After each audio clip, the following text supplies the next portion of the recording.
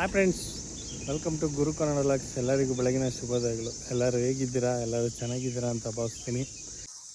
Friends, last week ನಾನು ಮೈಸೂರಿಗೆ ಹೋಗಿದ್ದೆ. ಮೈಸೂರಲ್ಲಿ ಒಂದು ಆಧ್ಯಾತ್ಮಿಕ ಸಂಗ್ರಹಾಲಯ ಅಂತೇಳಿ ಅದಕ್ಕೆ ವಿಸಿಟ್ ಮಾಡಿದ್ದೆ. ಆ ಟೈಮಲ್ಲಿ ಅಲ್ಲಿ ಬೆಳ್ಳಪ್ಪ ಅನ್ನೆಲ್ಲ ಎಕ್ಸ್ಪ್ಲೈನ್ ಮಾಡುವಂತ ಅಂದಾಗ ಒಬ್ಬರು 75ರಿಂದ 80 ವರ್ಷ ವಯಸ್ಸಾಗಿದೆ. ಯಾವುದೇ ರೀತಿ ಸುಸ್ತು ಟಯರ್ಡ್ನೆಸ್ ಅನ್ನೋದು ಅನಿಸಿಲ್ಲ.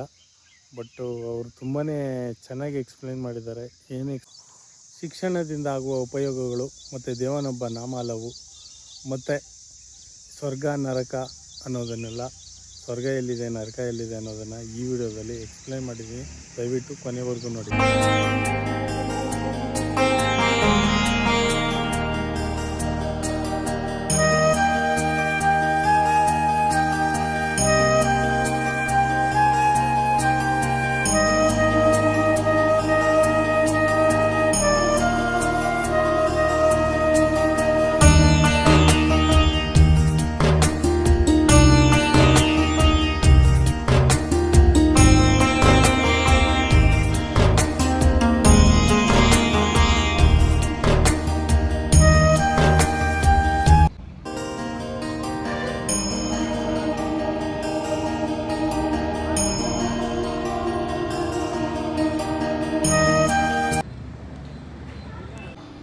ಇಲ್ಲಿ ಸಮಸ್ಯಾತ್ಮಕ ಜಗತ್ತಿನ ಚಿತ್ರ ಇದೆ.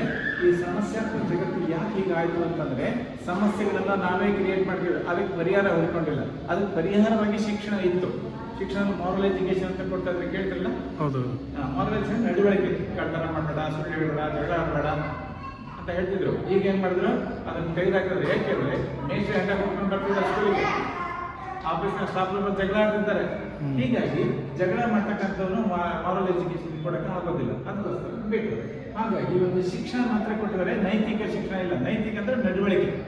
ನಡವಳಿಕೆ ಅಂತ ಹೇಳಿಲ್ಲ, ಬರೀ ತಿಳುವಳಿಕೆ ಇರ್ತದೆ. ನಡವಳಿಕೆ ಇಲ್ಲದ ತಿಳುವಳಿಕೆಯಿಂದ ಈ ಒಂದು ಸಮಸ್ಯೆ ಜಗತ್ತು ಇಡೀ ವಿಶ್ವದಾದ್ಯಂತ ಆಗಿದೆ. ಏನೋ ನಿಮ್ಗೆ ಅವಕಾಶ ವಿಚಾರ ಅಂತ ಹೇಳ್ತೀವಿ.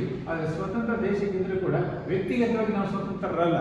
ಯಾಕೆಂದ್ರೆ ಅನೇಕ ಅಜ್ಞಾನ ಇದೆ, ದುರಭ್ಯಾಸ, ಅಧರ್ಮ, ಸ್ವಾರ್ಥ, ಮೂಢನಂಬಿಕೆ, ಜಾತೀಯತೆ, ಚಂಚಲತೆ ಈ ಎಲ್ಲ ಇರೋದ್ರಿಂದ ಅದ್ರ ಬಂಧಿತ ಆಗಿದ್ದೇವೆ. ನಾವೇ ಬಂಧಿತರಾಗಿದ್ದರಿಂದ ಈ ನಿಜವಾದ ಸ್ವಾತಂತ್ರ್ಯವನ್ನು ನಾವು ಅನುಭವ ಮಾಡೋಕ್ಕೆ ಕಷ್ಟ ಆಗ್ತಾ ಇದೆ. ಅದಕ್ಕೆ ನಿಜವಾದ ಸ್ವಾತಂತ್ರ್ಯವನ್ನು ನಾನು ಯಾರಿಗೂ ನಾನೇನು ಇಲ್ಲಿ ಬಂದಿದ್ದೀನಿ ಮತ್ತು ಯಾವಾಗ ಹೋಗ್ತೀನಿ ಈ ವಿಚಾರ ತಿಳ್ಕೊಬೇಕಾಗಿದೆ. ನಮ್ಮನ್ನು ನಾವು ಸತ್ಯ ತಿಳ್ಕೊಂಡ್ರೆ ಇಲ್ಲಿ ಸ್ವಚ್ಛ ಆಗುತ್ತೆ. ಸತ್ಯತೆನೇ ಇಲ್ಲದ ಸ್ವಚ್ಛ ಆಗೋಕ್ಕೆ ಸಾಧ್ಯ. ಬೇರೆಯವ್ರಿಗೆ ಹೇಳ್ಬೋದು, ಇಲ್ಲ ಪ್ರಾಕ್ಟಿಕಲ್ ನಾವು ಸರಿ ಹೋಗಬೇಕು. ಹಾಗೂ ಮಾತು ಶಿಕ್ಷಣ ಇಲ್ಲಿ ಕೊಡ್ತಾ ಇದೆ. ಚಿತ್ರದಲ್ಲಿ ಸ್ವರ್ಗ ಇತ್ತು. ಸ್ವರ್ಗ ನಾವು ಕೇಳಿದ್ವಿ, ಭಾರತದಲ್ಲಿ ಸ್ವರ್ಗ ಇತ್ತು, ದೇವಾಲಯಗಳು ಸ್ವರ್ಗ ಭೂಮಿ ಭಾರತ ಅಂತ ಹೇಳಿದ್ವಿ. ಆವಾಗ ಸ್ವರ್ಗ ಇದ್ದಾಗ ಎಲ್ಲರೂ ದೇವತೆಗಳು ಅಂತ ಕರೆದಿರಬೇಕು. ಇವರಲ್ಲಿ ಯಾವುದೇ ದುರ್ಗುಣ ಇರಲಿಲ್ಲ. ಪೂರ್ಣ ಸುಖ ಶಾಂತಿ ಇದ್ದಿದ್ದನ್ನ ಒಂದೇ ಧರ್ಮ, ಒಂದೇ ರಾಜ್ಯ, ಒಂದೇ ಭಾಷೆ, ಒಂದೇ ಧರ್ಮ ಇತ್ತು. ಧರ್ಮಯುಕ್ತವಾಗಿ ಆಡಳಿತ ಮಾಡ್ತಾ ಇದ್ರು. ಧರ್ಮಯುಕ್ತವಾಗಿ ಸುಮ್ಮನೆ ಆಡಳಿತ ಮಾಡ್ತಾರಲ್ಲ ಈಗ, ಹಾಗಲ್ಲ. ಇದು ಧರ್ಮಯುಕ್ತವಾಗಿರಲಿಲ್ಲ. ಇದು ಸುಖ ಶಾಂತಿ ಸಮೃದ್ಧಿ ಇತ್ತು. ಆದರೆ ಇದೇ ಜಗತ್ತನ್ನ ನಾವೀಗ ಅಂತ ನರಕಮಯವಾಗಿ ಮಾಡ್ಕೊಂಡಿದ್ವಿ. ನಾವೇ ಮಾಡಿ ಹೀಗಿದ್ದವರು ಹೀಗೆ ಮಾಡ್ಕೊಂಡ್ವಿ. ಈಗ ಆ ಜಗತ್ತನ್ನ ಮತ್ತೆ ಇಂಥ ಜಗತ್ತು ಮಾಡೋಕ್ಕೆ ಸ್ವಯಂ ಭಗವಂತ ಇಡೀ ವಿಶ್ವದಾದ್ಯಂತ ಸುಮಾರು 48 ರಾಷ್ಟ್ರಗಳಿಗೆ ವಿಚಾರಣೆ ಕೊಡ್ತಾರೆ. ಯಾವಾಗ ಭಗವಂತನ ಶಿಕ್ಷಣ ಪಡ್ತೀವಿ, ನಮ್ಮಲ್ಲಿ ಆ ದುರ್ಗುಣಗಳಿಂದ ಬದಲಾಗಿ ದೇವತಾ ಗುಣಗಳಿಗೆ ಬರ್ತೀವಿ ಅಂತ ಅವ್ರು ಪ್ರಶ್ನೆ ಮಾಡ್ಕೊಂಡಿಲ್ಲ. ನಾನು ಯಾರು ಅಂದ್ರೆ ನಾನು ದೇಹದ ಹೆಸರು ಹೇಳ್ತೀವಿ, ಮತ್ತು ನಾನು ಮನುಷ್ಯ ಅಂತೀವಿ, ನಾನು ಅವರಿಗೆ ವಿದ್ಯಾವಂತ, ಅವಿದ್ಯಾವಂತ, ಬಡವ, ಬಲಿತ, ಆ ಜಾತಿ ಈ ಜಾತಿ ಹೇಳ್ತೀವಿ. ಅದು ನಾನು ಅಲ್ಲ. ಆದರೆ ನಾವು ಅದನ್ನು ನಾನೇ ಅಂತ ಅಂದ್ಕೊಂಡು ಇವತ್ತಿನ ಶಿಕ್ಷಣ ಪರಿಣಾಮ. ಹಾಗಾಗಿ ನಾವು ಈ ವಿಷಯದಲ್ಲಿ ಚೈತನ್ಯ ಶಕ್ತಿ ಆತ್ಮ ಇದೆ. ಆತ್ಮನಲ್ಲಿ ಮನಸ್ಸು, ಬುದ್ಧಿ, ಸಂಸ್ಕಾರ ಇದೆ. ಹೇಗೆ ಒಳ್ಳೆ ವಿಚಾರ ತಂದು ಒಳ್ಳೆ ವಿಚಾರ ಏನು ಮಾಡಿದ್ರೆ ಒಳ್ಳೆ ಕೆಲಸ ಇರುತ್ತೆ, ಒಳ್ಳೆಯದಾಗುತ್ತೆ. ಹಾಗೆ ಕೆಟ್ಟ ಕೆಲಸ ತಂದು ಕೆಟ್ಟದ್ದು ಕೂಡ ರೆಕಾರ್ಡ್ ಆಗುತ್ತೆ. ಹಾಗಾಗಿ ನಾವು ಏನು ಮಾಡ್ತೀವಿ ಅದ್ರ ತಕ್ಕನಾಗೆ ಪುಣ್ಯಾತ್ಮ, ಪಾಪಾತ್ಮ, ಧರ್ಮಾತ್ಮ ಅಂತ ಹೇಳೋದನ್ನು ಕೇಳಿದ್ವಿ. ಹಾಗೆ ಆತ್ಮ ಕೇಳ್ಕೊಂಡು ಪುಣ್ಯ ಶರೀರ, ಪಾಪ ಶರೀರ ಅಂತ ಹೇಳಿಲ್ಲ. ಹಾಗಾಗಿ ನಾವು ಆತ್ಮ ಈ ಶರೀರ ಹುಟ್ಟು ಸಾವು ಜನನ ಮಂತ್ರ ಬರುತ್ತೆ. ಆತ್ಮ ಎಲ್ಲಿದೆ ಅನ್ನೋ ಪ್ರಚಾರ ಮಾಡಿದಾಗ ಇಲ್ಲಿ ಶರೀರದ ರುಂಡ ಮುಂಡ ಕೈಕಾಲು ಅಂತ ಹೇಳಿದ್ವಿ. ಅದು ರುಂಡ ಬಹಳ ಶ್ರೇಷ್ಠವಾದದ್ದು. ಅಲ್ಲಿ ಬ್ರೈನ್ ಇದೆ, ಬ್ರೈನಲ್ಲಿ ಹೈಪೋಥಾಲಮಸ್ ಪಿಟ್ಯೂಟರಿ ಗ್ಲ್ಯಾಂಡ್ ಇದೆ ಅಂತ ಹೇಳಿದ್ವಿ. ಅಲ್ಲಿ ಆತ್ಮ ಅಂದ್ರೆ ಇಲ್ಲಿದೆ 2.5 ಇಂಚು ಒಳಗಡೆ ಆತ್ಮ ಇರ್ತಕ್ಕಂಥ. ಪ್ರತಿಯೊಂದು ಆತ್ಮ ಕೂಡ ಅವರವ್ರ ಕೈನಲ್ಲಿ 2.5 ಇಂಚು ಇಲ್ಲಿ ಒಳಗಡೆ ಆತ್ಮ ಇರುತ್ತೆ. ಈ ಆತ್ಮ ಇದ್ದದ್ದು ಏನು ಯೋಚನೆ ಮಾಡುತ್ತೆ, ಏನು ಮಾಡುತ್ತೆ, ಅದನ್ನು ರೆಕಾರ್ಡಿಂಗ್ ಆಗುತ್ತೆ. ಹಾಗೆ ಆತ್ಮ ಈ ಶರೀರ ಬಿಟ್ಟು ಅದಕ್ಕೆ ಸತ್ತೋದ ಅಂತ ಹೇಳ್ತೀವಿ. ಸತ್ತೋದವರು ಮತ್ತೆ ಕಾಗೆ, ಕೋಳಿ, ನದಿಯಾಗಿ ಹುಡ್ತಾರೆ ಅಂತ ಹೇಳಿದ್ರೆ ಕೇಳಿದಿರ? ಹಾಗೇನು ಹುಟ್ಟುತ್ತಿಲ್ಲ. ಮನುಷ್ಯನಾಗೆ ಹುಡ್ತಾನೆ. ಪ್ರಾಣಿಗಳು, ಪಕ್ಷಿಗಳಾಗಿ ಹುಟ್ಟುತ್ತೆ. ಬೀಜದಂತೆ ವೃಕ್ಷ. ನಾವು ಯಾವ ಬೀಜ ಬಿತ್ತೋ ಅದೇ ಬೆಳೆ ಬರುತ್ತೆ. ಮಾವಿನ ಬೀಜ ಇದ್ರೆ ಮಾವಿನ ಬೀಜ ಗಿಡದ ಮಾವಿನ ಗಿಡ ಬರುತ್ತೆ, ಬೇರೆ ಬೀಜ ತೆಗೆದು ಹಾಗೆ ಬಿತ್ತಿದಂತೆ ಬೆಳೆ ಅಂತ ಹೇಳಿ. ಹಾಗಾಗಿ ನಾವು ಮನುಷ್ಯರಾಗಿ ಹೋಗ್ತೀವಿ ಹೊರತು ಬೇರೆ ಪಶು ಪಕ್ಷಿ ಪ್ರಾಣಿ ಆಗೋದಿಲ್ಲ. ಇದ್ರ ಬಗ್ಗೆ ನಿಮ್ಗೆ ಏನು ಡೌಟ್ ಇದೆ ಇದೆಯಾ? ಹೇಳಿ. ನಿಮ್ಗೆ ಅದು ಸತ್ಯನ ಇದು ಸತ್ಯ? ಓಕೆ, ಸತ್ಯ ಹೇಳಿ. ಹಾಂ, ಈಗ ನಾವು ಆತ್ಮ ಈ ಶರೀರ ಬಿಟ್ಟರೆ ಮತ್ತೊಂದು ಶರೀರ ತಗೊಳ್ತೀವಿ. ಹೇಗೆ ಅಂತಂದರೆ ಈಗ ಮೊದಲೊಂದು ಬೈಕ್ ಇರುತ್ತೆ, ಅದು ಸರಿ ಇಲ್ಲ ಇಟ್ಕೊಳ್ಳಿ, ರಿಪೇರಿ ಮಾಡಿಸೋದು ಸರಿ ಹೋಗಿಲ್ಲ, ಮತ್ತೊಂದು ಬೈಕ್ ತಗೊಳ್ತೀವಿ. ಹಾಗೆ ಅದು ಸರಿ ಇಲ್ಲ, ಮತ್ತೊಂದು ತಗೋತಿರಲ್ಲ, ಈಗ ಬೈಕನ್ನು ಚೇಂಜ್ ಮಾಡ್ತಾ ಇದ್ದೀವಿ. ಅದು ನೀವು ಬೈಕ್ನವರು ಹೋಗಿ ನಾನು ಕಾರ್ ತಗೋತೀನಿ, ಬಸ್ ತಗೋತೀನಿ, ಟ್ರೈನ್ ತಗೋತೀನಿ ಅಂತಂದರೆ ನಿಮಗೆ ಡ್ರೈವ್ ಮಾಡೋಕ್ಕೆ ಲೈಸೆನ್ಸ್ ಬೇಕು, DL ಬೇಕಲ್ವಾ? ಹಾಗೆ ಯಾವ DL? ಹಾಗೆ ಭಗವಂತ ಮನುಷ್ಯನ ಡ್ರೈವ್ ಇದೆ, ಪ್ರಾಣಿಗಳು ಪಕ್ಷಿಗಳು ಆ ಥರ ಅಂತಾರೆ, ಚೇಂಜ್ ಮಾಡೋಕ್ಕಾಗಲ್ಲ. ಹಾಗಾಗಿ ಹೇಗೆ ಈ ಶರೀರ ಬಿಟ್ಟರೆ ಆತ್ಮ ಮತ್ತೊಂದು ಶರೀರ ತಗೋಬೇಕಾದ್ರೆ ತಾಯಿ ಗರ್ಭಕ್ಕೆ ಹೋಗುತ್ತೆ. ಹೇಗೆ ಗರ್ಭದಲ್ಲಿ ಪಿಂಡ ಅಂತ ಹೇಳ್ತೀವಲ್ಲ, ಆ ಪಿಂಡ 4 ತಿಂಗಳು ಭ್ರೂಣ ಬೆಳೆಯುತ್ತೆ. ಆ ನಂತರ ಹೋಗಿ ಈ ಆತ್ಮ ಎಂಟ್ರಿ ಆಗುತ್ತೆ. ಯಾವಾಗ ಆತ್ಮ ಎಂಟ್ರಿ ಆಗುತ್ತೆ ಆಗ ತಾಯಿಯಂದ್ರಿಗೆ ಮಗು ಬಂತು ಅಂತ ಗೊತ್ತಾಗ ಚಲನ ಶುರುವಾಗುತ್ತೆ. ಗಾಡಿ ತಗೊಂಡು ಸ್ವಲ್ಪ ಡ್ರೈವ್ ನೋಡ್ತಿರಲ್ಲ, ಹಾಗಾಗಿ ಅಂಗಾಂಗಗಳನ್ನೆಲ್ಲ ಕೆಲಸ ಮಾಡೋಕ್ಕೆ ಶುರು ಮಾಡ್ತಾರೆ. ಆವಾಗ ಮಗು ಬಂತು, ಹಾಗೆ ಮಗು ಬಂದಾಗ ಮಗು ಬಂತು, ಇಲ್ಲಾಗ ಅಬಾರ್ಷನ್ ಅಂತ ಹೇಳ್ತಾರೆ ಅವಲ್ಲ. ಹಾಗೆ ನಾವು ಮನುಷ್ಯರಾಗಿ ಹೋಗ್ತೀವಿ, ಪ್ರಾಣಿ. ಹಾಗೆ ಈ ಮನೆ ಬಾಡಿಗೆ ಮನೆ ಬಿಟ್ಟು ಮತ್ತೊಂದು ಬಾಡಿಗೆ ತಗೋತೀವಿ, ಮತ್ತೊಂದು ಕಡೆ ಬಾಡಿಗೆ ತಗೋತಿಲ್ಲ, ಹಾಗೆ ಮನೆ ಬಿಟ್ಟು ಬಾಡಿಗೆ ತಗೋತಕ್ಕಂಥ ಶರೀರದಲ್ಲಿ ಬದಲಾಯಿಸ್ತಾರೆ. ಹಾಗೆ ಮನುಷ್ಯರು ಪ್ರಾಣಿಗಳೇ ಆಗ್ತಾರೆ. ಹಾಗಿದ್ದಾಗ ಇಲ್ಲಿ ತೋರಿಸಿದ್ರು ಯಾವುದೋ ಪಕ್ಷಿ ಪ್ರಾಣಿ ಆಗೋದಿಲ್ಲ, ಮನುಷ್ಯನೇ ಆಗ್ತಾನೆ ಅಂತಕ್ಕಂಥ ಚಿತ್ರ ಇದೆ. ಚಿತ್ರ ಆಯ್ತಾ? ಹಾಗೆ ನಾವು ಮನುಷ್ಯ ಆಗ್ತಾನೆ ಬೇರೆ. ಆದರೆ ಕಾಗೆ ನಾಯಿಯಾಗಿ ಹುಡ್ತಾರೆ ಅಂತ ಹೇಳ್ತಾರೆ, ಅದು ಕೇಳಿದ್ರೆ ಅದೆಲ್ಲ ಸತ್ಯ. ಮನುಷ್ಯ ನೋಡಿ, ಇಲ್ಲಿ ಕುಂಟ ಕುರುಡ ಬಡವ ಬಲ್ಲಿದ ಶ್ರೀಮಂತ ಅಥವಾ ಅವಿದ್ಯಾವಂತ ಇದೆಲ್ಲ ಬರ್ತದಲ್ಲ, ಇದು ತಾನು ಮಾಡಿದ ಕರ್ಮಕ್ಕೆ ತಕ್ಕಂತೆ ಅನುಭವ ಮಾಡ್ತಾನೆ. ಮನುಷ್ಯಾಗೇ ಶಿಕ್ಷೆ ಅನುಭವಿಸ್ತಾನೆ. ಮನುಷ್ಯ ಶರೀರದಲ್ಲಿ ಏನು ಕರ್ಮ ಮಾಡಿದ್ನೋ ಅದರ ಫಲನ ಇಲ್ಲೇ ಪಡಿತಾನೆ, ನಂತರ ಅವನು ಚೇಂಜ್ ಮಾಡ್ಕೊತಾನೆ. ಹಾಗಾಗಿ ಮನುಷ್ಯ ಬೇರೆ ಪ್ರಾಣಿ ಪಕ್ಷಿ ಆಗೋದಿಲ್ಲ. ನಿಮ್ಮ ಅಭಿಪ್ರಾಯ ಹೇಳಿ. ಪರಮಾತ್ಮ ಇದಾನೆ. ಎಲ್ಲಿದ್ದಾನೆ? ಸ್ವರ್ಗದಲ್ಲಿದ್ದಾನೆ. ಸ್ವರ್ಗದಲ್ಲಿ ಸ್ವರ್ಗದಲ್ಲಿ ಅವನಿಗೆ ಅಂದ್ರೆ ಕೆಲಸ ಅಲ್ಲಿ. ಅವರೇ ಅಲ್ವಾ ನಮ್ಮನ್ನೆಲ್ಲ ಕಾಪಾಡ್ತಾ ಇರೋದು? ಕಾಪಾಡ್ತಾ ಇದ್ದ ದೇವರು. ದೇವರು ಅವನು ಸ್ವರ್ಗದಲ್ಲಿದ್ದಾನೆ. ಸ್ವರ್ಗ ಹೇಗಿದೆ? ಮೇಲೆ. ನಾನು ಹೇಳಿದ್ನಲ್ಲ ನೋಡಿ, ಇಲ್ಲೇ ತೋರಿಸ್ ನೋಡಿ, ಇದೇ ಭಾರತ ಸ್ವರ್ಗ ಇತ್ತು ಅಂತ ಹೇಳಿದ್ವಿ. ಸ್ವರ್ಗ ಮೇಲಿಲ್ಲ, ಸ್ವರ್ಗ ಇದ್ದಿದ್ದಿಲ್ಲ, ನಾಟಕ ಇದ್ದಿದ್ದು ಇಲ್ಲ. ಇದು ನಾಟಕ ಸ್ಟೇಜ್, ರಂಗಭೂಮಿ. ನಾವು ಇಲ್ಲಿ ಪಾತ್ರ ಮಾಡ್ತೀವಿ, ಸುಖ ಶಾಂತಿ. ನಾವು ಪಾತ್ರಧಾರಿಗಳೆಲ್ಲ ನಾವೆಲ್ಲ ಪಾತ್ರಧಾರಿಗಳು. ಹಾಗಿದ್ದಾಗ ಪರಮಾತ್ಮ ಎಲ್ಲಿದ್ದಾನೆ ಅಂದ್ರೆ ಪರಮಾತ್ಮನ ರೂಪ ಏನು ಅಂತ ಇನ್ನೊಂದು ಪ್ರಶ್ನೆ. ಈಗ ನಮ್ದು ರೂಪ ಇದೆ, ಆತ್ಮ ಅತಿ ಸೂಕ್ಷ್ಮ ಬಿಂದು. ಹಾಗೆ ಪರಮಾತ್ಮನ ಕೂಡ ನಿರಾಕಾರ ಜ್ಯೋತಿ ಬಿಂದು ಅಂತ ಹೇಳ್ತೀವಿ. ಅದಕ್ಕೆ ಶಿವಲಿಂಗ ಜ್ಯೋತಿರ್ಲಿಂಗ ಅಂತ ಕೇಳಿದ್ರಲ್ಲ, ಹಾಗೆ ನಿರಾಕಾರ ಜ್ಯೋತಿನ ಕಲ್ಲಲ್ಲಿ ಮಾಡಿಕೊಂಡು ಅವನ ಪೂಜೆ ಮಾಡೋದಕ್ಕೋಸ್ಕರ ಇಡ್ತೀವಿ ಒಂದು ರೂಪ. ಆ ಚಿತ್ರದಲ್ಲಿ ಅವನಿಗೆ ನಿಮ್ಮ ಮನೆ ತಾತಗಳ ಚಿತ್ರ ಇದೆಯಲ್ಲ, ಫೋಟೋ ಇದೆ. ಆ ಫೋಟೋದಲ್ಲಿ ಅವ್ರು ಇದಾರೆ, ನಿಮ್ಮ ತಾತ ಇದಾರೆ, ಫೋಟೋದಲ್ಲಿ ಇದಾರೆ. ಹೌದೇನ್ರಿ? ಮಾತಾಡ್ತಾರೆ ಹೇಗಿದ್ರೆ? ಮಾತಾಡಲ್ಲ.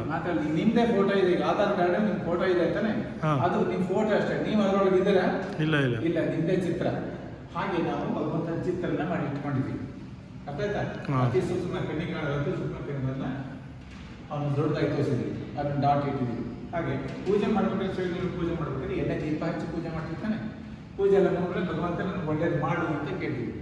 ಅದು ಇಲ್ಲಿ ಒಳ್ಳೇದು ಮಾಡು ಅಂತ ಕೇಳಿದ್ರೆ ಅಲ್ಲಿ ಶಿವ ಇದಾನೆ, ಅದರೊಳಗಡೆ ಇದಾನೆ ಅಂದ್ಬಿಟ್ಟು ನಾವು ಪೂಜೆ ಮಾಡ್ತೀವಿ. ದೇವ್ರನ್ನ ಅಲ್ಲಿ ಒಳ್ಳೇದು ಮಾಡು ಅಂತ ಕೇಳ್ತೀವಲ್ಲ, ಅಲ್ಲಿ ಇದಾನ ಅವನು ಪ್ರಶ್ನೆ. ಈಗ ನಾವೇ ಮಾಡಿ ಚಿತ್ರದಲ್ಲಿ ಅವನದೇ ರೂಪ ಮಾಡಿದೀವಿ ಅಂದ್ರೆ ಅವನೇ ಇರ್ತಾನೆ. ಈಗ ನಿಮ್ಗೆ ಫೋಟೋ ಸಿಕ್ಕಿದೆ, ಫೋಟೋ ತಗೊಂಡಿದ್ರಿ, ಬೇಕಾದ್ರೆ ಅದನ್ನೇ ಇನ್ನೊಂದು ಫೋಟೋ ಮಾಡ್ಕೋಬಹುದು. ಆ ಫೋಟೋಗಳು ಅವ್ರು ಇರಲ್ಲ, ಅದು ಅವ್ರ ನೆನಪಿಗೋಸ್ಕರ ಮಾಡಿದ್ವಿ. ಅವ್ರು ತುಂಬಾ ಒಳ್ಳೆ ನಡವಳಿಕೆ ಇದ್ರು, ಅವ್ರಿಗೆ ನಾವು ಅನುಸರಿಸಬೇಕು ಅಂತಕ್ಕಂಥ ವಿಚಾರ ಮಾಡಿದ್ವಿ. ಆದ್ರೆ ಅವ್ರ ನಡವಳಿಕೆ ನೀವು ಜೀವನದಲ್ಲಿ ತರಲಿಲ್ಲ. ಹೌದು, ನಿಮ್ಮ ನಡವಳಿಕೆ ಅವ್ರ ನಡವಳಿಕೆ ಅಜಗಜಾಂತರ ವ್ಯತ್ಯಾಸ ಇದೆ. ಆದ್ರೂ ಕೂಡ ನಮ್ಮ ಅಜ್ಜ ಅಂತ ಹೇಳ್ಕೊಂಡು ಇಲ್ಲಿ ಪರಮಾತ್ಮನ ಗುಣಗಳನ್ನ ನಾವು ಗಮನಕ್ಕೆ ತಗೊಳ್ದಾನೆ, ಅವ್ರ ರೀತಿಯಲ್ಲಿ ನಾವು ನಡ್ಕೊಳ್ದಾನೆ ಪೂಜೆ ಮಾಡ್ತಾ ಬಂದಿದ್ದೀವಿ. ಆಮೇಲೆ ಏನ್ ಹೇಳ್ತೀವಿ, ನನಗೆ ಒಳ್ಳೇದು ಮಾಡು ಅಂತ ಹೇಳ್ತೀವಿ. ನಾವು ಒಳ್ಳೇದು ಮಾಡ್ತಾ ಇದೀವಿ ಅಣ್ಣ? ಇಲ್ಲ. ಮತ್ತೆ ನಾವು ಒಳ್ಳೇದು ಮಾಡಿದ್ರೆ ಅವನಿಗೆ ನೀನು ಒಳ್ಳೇದು ಮಾಡು ಅಂತ ಹೇಳ್ತಿದ್ವಿ. ಇದು ಹೇಗಿದೆ? ತಪ್ಪು ನಾವು ಮಾಡಿಕೊಂಡು ನೀನು ಒಳ್ಳೇದು ಮಾಡು ಅಂದ್ರೆ ನಾನು ನಿನ್ನ ಯಾಕೆ ಪರಮಾತ್ಮ ಜ್ಞಾನಸಾಗರ, ರಾಮಸಾಗರ, ಕರುಣಾಸಾಗರ, ದಯಾಸಾಗರ ಅಂತೆಲ್ಲ ಒಂದು ಮಹಿಮೆ ಮಾಡ್ತಿರ್ತಾನೆ. ಆ ಗುಣಗಳು ನಮ್ಮಲ್ಲಿ ಇರಬೇಕಾಗಿತ್ತಲ್ಲ, ಅದನ್ನು ಕಳ್ಕೊಬಿಟ್ಟಿದ್ದೀವಿ. ಅದನ್ನ ಮತ್ತೆ ಗಳಿಸ್ಕೊಳ್ಬಿಟ್ಟು ನೀನು ನಮ್ಗೆ ಒಳ್ಳೇದು ಮಾಡು ಅಂತ ಕೇಳ್ತಾ ಇದ್ದೀವಿ. ಆದರೆ ಒಳ್ಳೇದು ನಾವು ಮಾಡಿದ್ರೆ ಅವ್ನು ನಮ್ಗೆ ಮಾಡೋಕ್ಕೆ ಆಗೋದಿಲ್ಲ. ಹಾಗಾಗಿ ಪರಮಾತ್ಮ ನಿರಾಕರಿಸಲು ಸರಿ ಅದನ್ನು ಕಲ್ಪನೆ ಮಾಡ್ಕೊಂಡ್ವಿ. ಹಾಗಾಗಿ ಈ ಪರಮಾತ್ಮ ಎಲ್ರಿಗೂ ಒಂದೇ ಅಥವಾ ಧರ್ಮ ಬೇರೆ ಬೇರೆ ಜಾತಿಯವರಿಗೆ ಪರಮಾತ್ಮ ಬೇರೆ ಇದ್ದಾರೆ, ಬೇರೆ ಜಾತಿ ಇದ್ದಾರೆ. ಹೌದಾ? ಒಬ್ಬನೇ ಪರಮಾತ್ಮ ಅಲ್ಲ. ಹಾಗಾದ್ರೆ ಎಷ್ಟು ಜನ ಇದ್ದಾರೆ? ಅವನು ಗಾಡ್ ಇಸ್ ಲೈಟ್. ಅವ್ರು ಕ್ಯಾಂಡಲ್ ಹಚ್ಚಿಡ್ತಾರೆ ಚರ್ಚಲ್ಲಿ, ನಾವು ಎಣ್ಣೆ ದೀಪ ಹಚ್ಚಿ ಪೂಜೆ ಮಾಡ್ತೀವಿ. ಹೌದು ಹೌದಾನೆ? ಅಂದ್ರೆ ಭಾಷೆ ಬೇರೆ ಆಗಿರೋದ್ರಿಂದ ಭಾಷೆ ಬೇರೆ ಹೊರತು ಭಾವನೆ ಇರೋದು ಒಂದೇ ಆಯ್ತಲ್ಲ. ಭಾವನೆ ಒಂದೇ. ಕ್ರಿಶ್ಚಿಯನ್ ನಮ್ದು ಒಂದೇ. ಇನ್ನು ಮುಸ್ಲಿಮರ ಸಂಖ್ಯೆ ಅಶೋಕ್ ಅಲ್ಲ ಆಯ್ತು ನೂರೈ ಅಲ್ಲ ಅಂದ್ರೆ ಇದರಲ್ಲಿ ದೇವನೊಬ್ಬ ನಾಮ ಅಲ್ಲವ ಅನ್ನೋದು ಅರ್ಥ ಆಗುತ್ತೆ ಅಲ್ವಾ? ಹೌದು. ಅವರು ಇದು ಬಾಟ್ಲ್ ತೋರಿಸ್ತಾರೆ, ನಕ್ಷತ್ರ ಚೆನ್ನಾಗಿ ತೋರಿಸಿರ್ತಾರೆ. ಹಾಗಾಗಿ ಅಲ್ಲ 800 ಅಂದ್ರೆ ಬೆಳಕು ಸರ್ವಧರ್ಮರು ಕೂಡ ಪರಮಾತ್ಮ. ಬೇರೆ ಬೇರೆ ಧರ್ಮದಲ್ಲಿ ಹೇಳಿದ್ವಿ ಏಕ ಓಂಕಾರ ಅಂದ, ಇವರು ರಾಮೇಶ್ವರ ಗೋಪೇಶ್ವರ ಎಲ್ಲ ಈಶ್ವರೇಶ್ವರ ಹತ್ರ ಬರೋದಲ್ಲ. ಗೊತ್ತಾನೆ? ಹಾಗೆ ಪರಮಾತ್ಮ ಒಬ್ಬನೇ, ನಾವು ಅದನ್ನ ಬೇರೆ ಬೇರೆ ವ್ಯವಸ್ಥೆ. ಅಕ್ಕಿ ಹೇಗೆ ಅಕ್ಕಿ, ರೈಸ್, ಅರಸಿ, ಚಾವಲ್ ಅಂತೀವಲ್ಲ, ಮೂಲತಃ ಅಕ್ಕಿ ಒಂದೇನೆ, ಎಲ್ಲರೂ ಊಟ ಮಾಡಿ ಭಾಷೆ ಬೇರೆ. ಹಾಗಾಗಿ ಹಾಗೆ ಭಾಷೆ ತೊಂದರೆ ಇದೆಯೇ ಹೊರತು ಭಾವನೆಯಲ್ಲಿ ಎಲ್ಲರೂ ಒಂದೇ ಅಂತ ಅದು ಇಲ್ಲ ಇವತ್ತು. ಅವ್ರು ಬೇರೆ, ಅವ್ರ ಪರಮಾತ್ಮ ಇವರು ಪರಮಾತ್ಮ ಬೇರೆ ಅಂತಾನೆ ಹೇಳ್ಕೊಂಡಿದ್ದಾರೆ. ಅದಕ್ಕೋಸ್ಕರ ಸತ್ಯ ತಿಳ್ಕೊಳ್ತಾ ಇರೋದನ್ನ ಹಾಗೆ ಹೇಳ್ತಾ ಇದ್ದಾರೆ. ಅವರ ತಿಳುವಳಿಕೆ ಬಂದರೆ ಎಲ್ಲರೂ ಒಬ್ಬ ತಂದೆ ಪರಮಾತ್ಮ. ಇನ್ನೊಂದು ಇಲ್ಲಿ ಶಿವಶಂಕರ ಅಂತ ಹೇಳಿದ್ರೆ, ಶಿವಶಂಕರ ಅಂತ ಕೇಳಿದ್ರೆ ಹೌದೌದು. ಶಿವಶಂಕರ ಅಂದ್ರೆ ಯಾರು? ಶಿವ ಮತ್ತೆ ಅದು ಮೂರ್ತಿನಲ್ಲಿರೋದು ಅವರು ಶಂಕರ. ಇವು ಶಿವಶಂಕರ ಒಬ್ಬರೇ ಇಬ್ಬರ? ಒಬ್ಬರೇ. ನಿಮ್ಮ ಹೆಸರು? ಗುರುಮೂರ್ತಿ. ಗುರುಮೂರ್ತಿ. ನಿಮ್ಮ ತಂದೆ ಹೆಸರು? ವೆಂಕಟರಮಣ. ವಿ ಗುರುಮೂರ್ತಿ ಅಂತಾರ? ಗುರುಮೂರ್ತಿ ವಿ ಗುರುಮೂರ್ತಿ ಅಂತ. ವಿ ಗುರುಮೂರ್ತಿ ನೀವೇನಾ? ಹೌದು. ವಿ ಅಂದ್ರೆ ನೀವ? ವಿ ಅಂದ್ರೆ ನಾವಲ್ಲ. ವಿ ನೀವಂದಲ್ಲ, ನಿಮ್ಮ ತಂದೆ. ಹೌದು. ಹಾಗೆ ಇಲ್ಲಿ ಶಿವಶಂಕರ ಅಂದ್ರೆ ಶಿವ ಪರಮಾತ್ಮ ಇದ್ದಾನೆ, ಶಂಕರ ಶಿವಶಂಕರ ಅಂತ ಕರೆದಿದ್ದೇನು ತಪ್ಪಲ್ಲ. ಆದ್ರೆ ಅವ್ರ ತಂದೆ ವ್ಯತ್ಯಾಸ ಇದ್ರು ಕೂಡ ನಾವೇನು ಶಿವರಾತ್ರಿ ಶಿವಶಂಕರ ಒಬ್ಬರೇ ಅಂತ ಹೇಳಿದ್ವಿ. ಈ ಒಂದು ಗೊಂದಲದಿಂದಾಗಿ ಏನು ಮಾಡಿ ಇವರು ಎರಡು ಧರ್ಮದವ್ರು ಒಪ್ಪಲಿಲ್ಲ. ನಾವೆಲ್ಲ ನಿರಾಕಾರ ಜ್ಯೋತಿ ಅಂತ ಎಲ್ಲ ಒಪ್ಕೊಡ್ತೀವಿ. ಇವ್ರು ಹೋಗಿ ವ್ಯಕ್ತಿನೇ ಪೂಜೆ ಮಾಡ್ತಾರೆ. ನಮ್ಮಲ್ಲಿ ವ್ಯಕ್ತಿ ಪೂಜೆ ಇಲ್ಲ ಅಂತ ಅಂದ್ಕೊಂಡ್ರು ಯಾರು? ಕ್ರಿಶ್ಚಿಯನ್ರು, ಮುಸಲ್ಮಾನ್. ನೀವು ವ್ಯಕ್ತಿ ಪೂಜೆ ಅಲ್ಲ ಇಲ್ಲಿ. ಯಾಕಂದ್ರೆ ನಾವು ಶಿವಶಂಕರ ಇಬ್ರು ಒಂದೇ ಅಂತ ಕಾರಣಕ್ಕೋಸ್ಕರ ಅವ್ರು ಹಂಗೆ ಹೇಳಿದ್ರು. ಇವನು ಪೂಜೆ ಮಾಡಿದ್ರೆ ಅವನು ಪೂಜೆ ಮಾಡಿದ್ರು, ಇಬ್ಬರು ಒಬ್ಬರೇ. ಶಿವ ರಾತ್ರಿಲಿ ಬಂದ ಅಂತ ಹೇಳ್ತಾರೆ. ಪರಮಾತ್ಮ ಎಲ್ಲಿದ್ದಾನೆ ಅಂತ ನೀವೇನು ಹೇಳಿದ್ರಿ? ಇಲ್ಲಿ ಸ್ವರ್ಗದಲ್ಲಿದ್ದಾನೆ ಅಂತ. ಸ್ವರ್ಗ ಇದೇ ಭೂಮಿಯಲ್ಲೇ ಇತ್ತು, ಸ್ವರ್ಗ ಈಗ ನರಕ ಆಗಿದೆ. ಹಾಗಾದ್ರೆ ಅವನಿಗೊಂದು ಜಾಗ ಬೇಡವಾ? ಹೌದು, ಬೇಕು. ಅವನು ಎಲ್ಲಿರೋದು? ಶಿವರಾತ್ರಿ ಇದೆ. ಶಿವರಾತ್ರಿ ಬಂದ ಅಂದ್ರೆ ಮೊದಲು ಇಲ್ಲಿ ಇರಲಿಲ್ಲ ಅಂತ ಅರ್ಥ ತಾನೆ? ಹೌದು.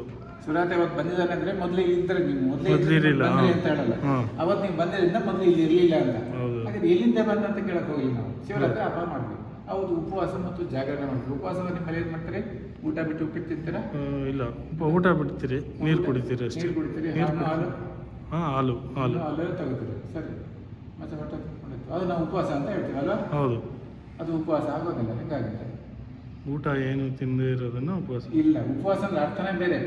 ಭಗವಂತ ಶಿವರಾತ್ರಿಯಲ್ಲಿ ಬಂದಂದ್ರೆ ನಾವೆಲ್ಲ ಧರ್ಮದ ಆತ್ಮಗಳು ಕೂಡ ದುಃಖ, ಅಶಾಂತಿ, ಅಜ್ಞಾನ, ಅಂಧಕಾರದಲ್ಲಿ ಇರ್ತೀವಿ. ನಮ್ಮ ದುಃಖ, ಅಶಾಂತಿ, ಅಜ್ಞಾನ ದೂರ ಮಾಡೋಕ್ಕೋಸ್ಕರ ಅವ್ನು ಬಂದಿರೋದು ಅವತ್ತು ಮಾಡ್ತಾರೆ. ಊಟ ಮಾಡಿದ್ರೆ ಹಾಗೆ ಕುತ್ಕೊಂಡ್ರೆ ಅಪ್ಪನೇ ಖುಷಿ ಆಗತ್ತಾ? ಇಲ್ಲ. ಅದಕ್ಕೆ ಏನು ಮಾಡಿದ್ರೆ ಊಟ ಬಿಟ್ಟು ಉಪವಾಸ ಅಂತಂದ್ರೆ ಊಟ ಬಿಟ್ಬಿಟ್ರೆ ಉಪವಾಸ ಅಂತ ತಿಳ್ಕೊಂಡ್ರು. ಅದಲ್ಲ, ಉಪ ಅಂದ್ರೆ ಸಮೀಪ, ವಾಸ ಅಂದ್ರೆ ಇರೋದು. ಸ್ವಯಂ ಭಗವಂತ ನಮ್ಮ ಮನೆಗೆ ಎಲ್ಲ ಮನೆಗೆ ಬಂದಿದ್ದಾನೆ ಅಂದಾಗ ಅವನು ಸಮೀಪದಲ್ಲಿದ್ದು ಅವನು ಧ್ಯಾನದಲ್ಲಿರೋದು ಉಪವಾಸ. ಏನಂತಾರ? ಕರೆಕ್ಟ್. ಇನ್ನು ಜಾಗರಣೆ ಮಾಡ್ತಾರೆ. ಜಾಗರಣೆ ಅಂದ್ರೆ ಏನು? ನಿದ್ರೆ ಬಿಡಿಸಿ ಹರಿಕತೆ ಕೇಳ್ಬಿಟ್ರೆ ಆಯ್ತು. ಜಾಗರಣೆ ಸ್ವಯಂ ತಮ್ಮ ತಂದೆನೇ ನಮ್ಮ ಮನೆಗೆ ಬಂದಾಗ ನಾವು ಜಾಗ್ರತೆಯಿಂದ, ಎಚ್ಚರಿಕೆಯಿಂದ ಜಾಗೃತ ಆಗಿರ್ಬೇಕು. ಯಾವುದೋ ತಪ್ಪನ್ನು ಮಾಡಬಾರ್ದು. ಹೌದು. ಅಪ್ಪನ ಮುಂದೆ ಯಾವುದೇ ಚೇಷ್ಟೆನ ಮಾಡೋ ಹಾಗಿಲ್ಲ. ಇದು ಜಾಗರಣೆ. ಇಲ್ಲಿ ನಾವೇನು ಮಾಡ್ತೇವೆ?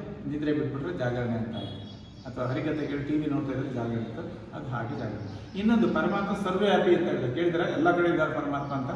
ಹಾಗೆ ಇಡೀ ಸೃಷ್ಟಿಯನ್ನು ತೋರಿಸಿದ್ದಾರೆ. ಇಲ್ಲಿ ಸಾಕಾರ ಲೋಕ ಇದಕ್ಕೆ, ಅದಕ್ಕೆ ಸೂಕ್ಷ್ಮ ಲೋಕ, ಇಲ್ಲಿ ಮೂಲ ಲೋಕ ಅಂತ ಕರಿತೀವಿ. ಇಲ್ಲಿ ಪರಮಾತ್ಮ ಮೂಲ ಅಂದರೆ ನಾವೆಲ್ಲರೂ ನಾವು ಇರ್ತಕ್ಕಂಥ ಮನೆ ಇದು. ಅಲ್ಲಿ ಇದೆ ನಮ್ಮ ಮನೆ, ಇಲ್ಲಿ ಬಂದೆ ಸುಮ್ಮನೆ ಅಂತ ಕೇಳಿದ್ರಲ್ಲ, ಹಾಗೆ ನಾವೆಲ್ಲ ಅಲ್ಲಿ ಇದ್ದಾಗ ಈ ಥರ ಶರೀರ ಇದೆಲ್ಲ ನಕ್ಷತ್ರ ರೂಪದಲ್ಲಿ ಇರ್ತೀವಿ. ಅಲ್ಲಿ ನಾವೆಲ್ಲ ಬಿಂದು ನಕ್ಷತ್ರ ರೂಪದಲ್ಲಿ ಇರ್ತೀವಿ. ಪರಮಾತ್ಮ ಕೂಡ ಬಿಂದು, ನಾವು ಕೂಡ ಒಂದು ಬಿಂದು, ಎಲ್ಲ ಬಿಂದು ಇರುತ್ತೆ. ಹೇಗೆ ಸದನದಲ್ಲಿ ಎಲ್ಲ ಪಕ್ಷದ ಸದಸ್ಯರು ಇರ್ತಾರಲ್ಲ, ಹಾಗೆ ನಾವೆಲ್ಲ ಆತ್ಮಗಳು ಕೂಡ ಅಲ್ಲಿ ಇರ್ತೀವಿ. ಅಲ್ಲಿಂದ ಈ ಸೃಷ್ಟಿಗೆ ಬಂದ ಮೇಲೆ ಈ ಶರೀರ ರೂಪಿ ವಸ್ತ್ರ ಧರಿಸಿ ಪಾತ್ರ ಮಾಡ್ತೀವಿ. ಪಾತ್ರ ಮೊದಲು ಈ ಶರೀರ ಬಿಟ್ಟು ಮತ್ತೊಂದು ಪಾತ್ರ, ಅದ್ರ ಬಿಟ್ಟರೆ ಮತ್ತೊಂದು, ಹಾಗೆ ಜನ್ಮ ಸತ್ಯ ತ್ರೇಗ ದ್ವಾಪರದಲ್ಲೂ ಕೂಡ ಪಾತ್ರ ಮಾಡ್ತಾ ಬಂದಿದ್ದೀವಿ. ಇಲ್ಲಿ ಸೂಕ್ಷ್ಮ ಶರೀರ, ಇಲ್ಲಿ ಸ್ಥೂಲ ಜಗತ್ತು, ಇದು ಸೂಕ್ಷ್ಮ, ಇದು ಮೂಲ ಲೋಕ ಅಂತ. ಇದರದ್ದು ವಿವರಣೆ ಬೇಕಷ್ಟಿದೆ, ಸಾಕು ನೆಕ್ಸ್ಟ್ ವಿಚಾರ. ಇಲ್ಲಿ ಜೀವೋಡಿ ಗಾಡ್ ಅಂತ ಕೇಳಿದ್ರಲ್ಲ, ಜೀವೋಡಿ ಗಾಡ್ ಅಂದ್ರೆ ಏನು? ದೇವರು ಅಂತೀವಿ. ದೇವರು ಅಂದ್ರೆ ಏನು? ಅವನಿಗೆ ದೇಹ ಇಲ್ಲ, ವರ್ಣ ಇಲ್ಲ, ರೂಪ ಇಲ್ಲ ಮತ್ತೆ ಅವನು ಹುಟ್ಟು ಸಾಧನೆ ಬರೋದಿಲ್ಲ. ಆದ್ರೆ ನಾವೇನ್ ಮಾಡಿದ್ವಿ? ಇವ್ರಿಗೆ ದೇವರು ಅಂತ ಅಂದಿದ್ವಿ. ಇವರು ದೇವರಲ್ಲ, ದೇವತೆಗಳು ಅಂದ್ರೆ ಬ್ರಹ್ಮ, ವಿಷ್ಣು, ಶಂಕರರು. ಬ್ರಹ್ಮನ ಕೆಲಸ ಏನು? ಸೃಷ್ಟಿಯನ್ನು ರಚನೆ ಮಾಡೋಂಥದ್ದು, ಅದರ ಪಾಲನೆ ಮಾಡೋದು ವಿಷ್ಣುದು, ಅದರ ಪರಿವರ್ತನೆ ಮಾಡೋದು ಇವನು. ಗಾಡ್ ಫಾದರ್ ಅಂದ್ರೆ ಪರಮಾತ್ಮ, ದೇವತೆಗೂ ತಂದೆ ಪರಮಾತ್ಮ. ಹಾಗೆ ಪರಮಾತ್ಮ ಇರೋನು ಒಬ್ಬನೇ. ದೇವಾದೇವತೆಗಳು 33 ಕೋಟಿ ಕೇಳಿದಿರಲ್ವಾ? ಹೌದೌದು, ಹಾಗಾಗಿ ಕೊಟ್ಟಿದ್ದೇವೆ. ಇವರು ಸೃಷ್ಟಿಕರ್ತ, ಪಾಲನೆಕರ್ತ, ಪರಿವರ್ತಕ ಅಂತಕ್ಕಂಥದ್ದು ಇವರು 3 ಕೆಲಸಗಳು. ಯಾಕಂದ್ರೆ ಅವ್ರ ಶರೀರ ಎಲ್ಲ ಇವ್ರ ಮುಖಾಂತರ ಮಾಡಿಸ್ತಾರೆ. ಹಾಗಾಗಿ ತ್ರಿಮೂರ್ತಿ ದೇವತೆಗಳು, ಅವನು ಶಿವ. ತ್ರಿಮೂರ್ತಿ ರಚಯಿತ ಪರಮಾತ್ಮ. ಪರಮಾತ್ಮ ಒಬ್ಬನೇ, ದೇವತೆಗಳು ಅನೇಕ ಇದ್ದಾರೆ ಅಂತ. ಹೇಳಿ.